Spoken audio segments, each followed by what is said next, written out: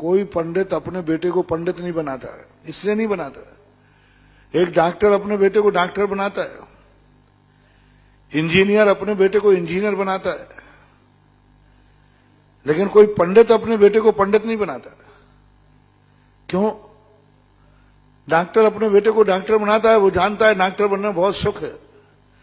पंडित क्यों नहीं बनाता? तो पंडितों से मैंने पूछा, बोले महाराज जी मैं तो नहीं बनाऊंगा, क्योंकि पंडिताई के दुख हमने भोग लिए। इधर पैसे लो तो कहते हैं पंडित होके पैसा ले रहा है, उधर बाल बच्चों को क्या खिलाएं पिलाएं बताओ। बीमार हो जाए तो कहां से पैसा लाएं? कम से कम सरकारी चौके। एक पंडित जी थे, उनके घर में बीमारी हो गई। एक महाराज ने उनसे कहा था कि देखो तुम पाठशाला नहीं छोड़ना जिंदगी में। उन्होंने वचन दे दिया। मैं राजस्थान में आया, राजस्थान की घटना, 1500 रुपया मिलते थे उनको आज के समय महीने से। उनको एक बार बीमारी हो गई, कुछ ऐसी परेशानी 10,000 रुपये चाहिए थी, समाज ने नहीं दिए। बोले आज यदि मैं सरकार में चपरासी भी होता तो मैं मेडिकल के नाम से कुछ मिल जाता। पूरी जिंदगी भर मैंने साधु के साथ आज्ञा के मान करके पंडिताई की, और आज मुझे एक अजैन ने उनको 10,000 रुपया देकर के उनकी जान बचाई थी। आज कौन पंडित है जो अपने बेटों को पंडित बनाए? कैसे बनाए? उनके भी परिवार है, उनकी भी आजीविका है, उनके भी परिवार बाल बच्चे हैं, उनके लिए कहां से जीवन जाए ये भी तो सोचना चाहिए। मैंने पंडितों को कई बार, पंडितों के लेकर के कई बार डांटा, फटकारा, लेकिन आज मैं तुम लोगों को भी फटकार रहा हूं। आपको ये भी देखना है कि पंडित का परिवार, आप बताइए उनके साल भर का देख लीजिए कितना मिलता है। एक 10-10, 20-20 साल के पंडित हैं, आज अपना एक मकान नहीं खरीद पा रहे। हमारे पर्सन आ रहा है उसको, अभी जितेंद्र बाबू आए, इतने सालों से पंडिताई कर रहा है, आज मकान लेने में उसको पसीना आ रहा है। और यदि मान लो सरकारी नौकरी में चपरासी भी होता ना तो अभी तक झोपड़ी ले लेता। एक छोटा सा मास्टर होता तो भी झोपड़ी ले लेता है। ऐसा नहीं करो। और देखो उनका भी, देखो उनकी भी आजीविका देखो।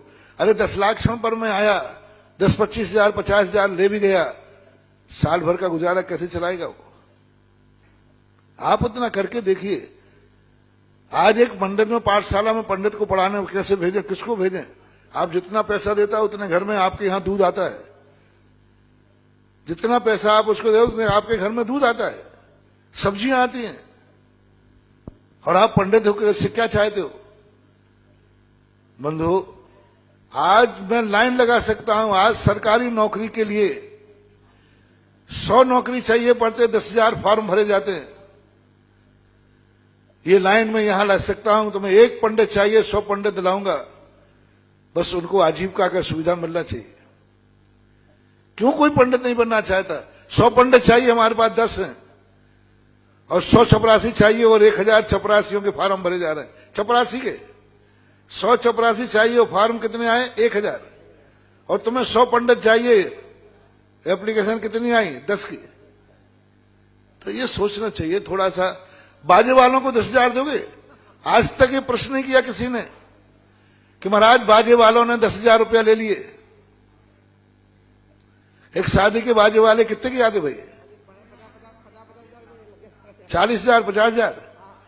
यानी एक बाजा वाला बजाने वाला 40,000 50,000 ले जाए, 1-1 लाख रुपया। और निशावर करके 10-10,000 की आप निशावर फेंकते हैं, और वो भी नई गिट्टी, 1000 रुपए के नोट 1200 में लाए बैंक से। वहां आपके लिए कोई फपूंद नहीं आई, और वो भी बाजे वालों पे यूं करके फेंक रहा है। 10-10,000 रुपए फेंक देते। बाजे वाले 10-10,000 रुपए की ला रहे हैं। स्टेजों पर फूल मालाएं सजा रहे हैं, 10-10 50-50 हजार रुपए की। लाइट का डेकोरेशन कर रहे हैं।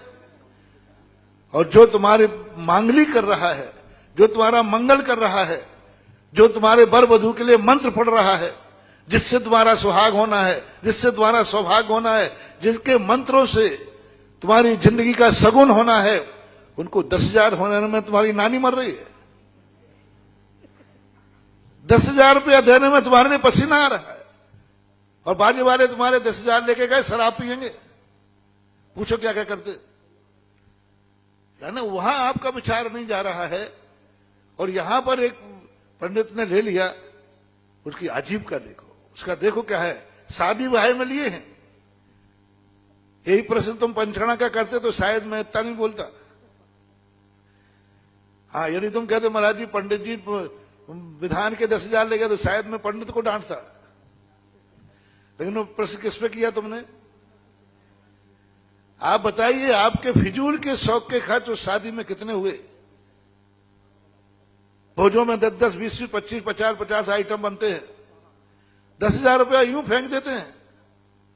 मिठिया बनाने वाला 10,000, 20,000 रुपया ले गया। कितने फिजूल के खर्च है? उनके खर्चों में शादी ब्याह का यदि पंडित पैसा ले रहा है, कोई बुराई नहीं कर रहा है, क्योंकि 40% से ऊपर ज्यादा शादी ब्याह में वेस्टेज, व्यर्थ का खर्च होता है। इसलिए कोई बाधा नहीं, मैं आपकी बार 10,000 से थोड़ा फीस बढ़वा दूंगा, जितने मेरे। क्यों?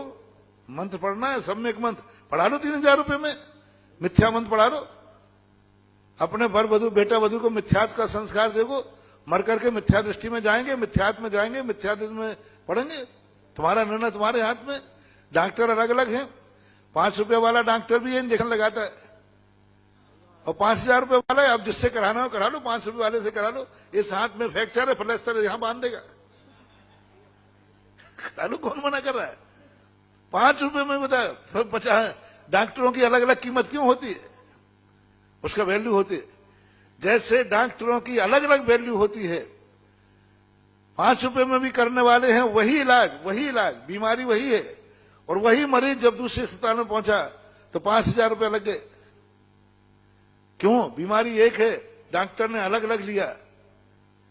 जिस प्रकार डॉक्टर अलग अलग हैं, यहां पंडित भी अलग अलग हैं।